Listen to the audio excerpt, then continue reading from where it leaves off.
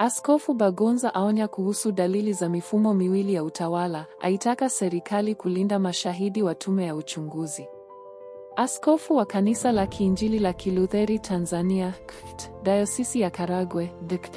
Benson Bagonza ameeleza wasiwasi wake kuhusu kile alichokitaja kuwa dalili za uwepo wa mifumo miwili ya utawala nchini, hali ambayo amesema inaweza kudhoofisha utawala wa sheria na ufanisi wa vyombo vya dola. Askofu Bagonza ametoa kauli hiyo kupitia taarifa yake inayohusiana na kazi ya tume ya uchunguzi wa matukio ya Oktoba 29, 2025, inayoongozwa na Jaji Othman Chande. Katika taarifa hiyo, amesisitiza umuhimu wa kuchukuliwa kwa hatua za kivitendo ili kuhakikisha usalama wa mashahidi wanaotarajiwa kutoa ushahidi mbele ya tume hiyo. Kwa mujibu wa Askofu Bagonza, licha ya baadhi ya vitendo kupigwa marufuku kisheria, bado vinaendelea kutokea bila hatua za wazi kuchukuliwa dhidi ya wahusika.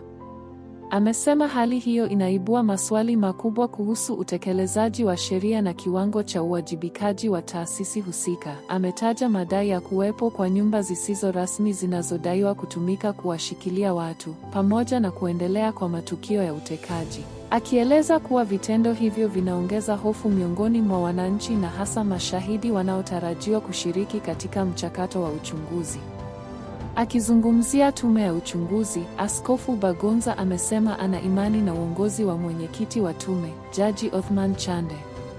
Hata hivyo, amebainisha kuwa onyo la maneno pekee kwa watu au makundi yanayodaiwa kuwazuia mashahidi halitoshi katika mazingira ya sasa.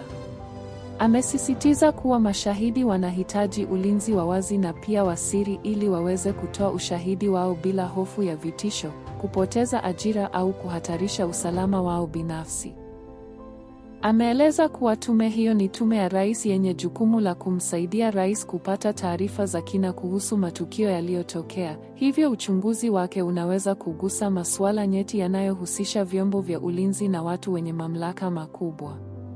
Askofu Bagonza ametolea mfano matumizi ya sheria maalum ya ulinzi wa mashahidi katika kesi ya uhaini inayomkabili mwanasiasa Tundu Lissu, akisema hatua hiyo inaonyesha umuhimu wa kulinda mashahidi katika mazingira yenye mvutano wa kisiasa na kijamii.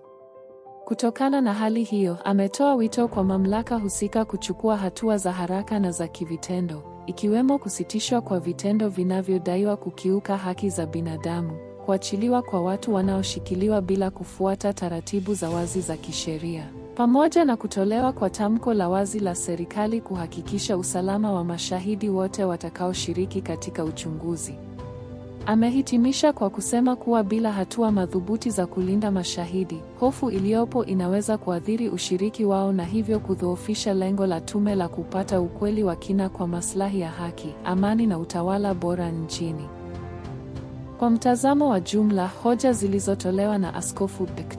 Benson Bagonza zina uzito katika mjadala wa utawala wa sheria na uwajibikaji wa taasisi za dola.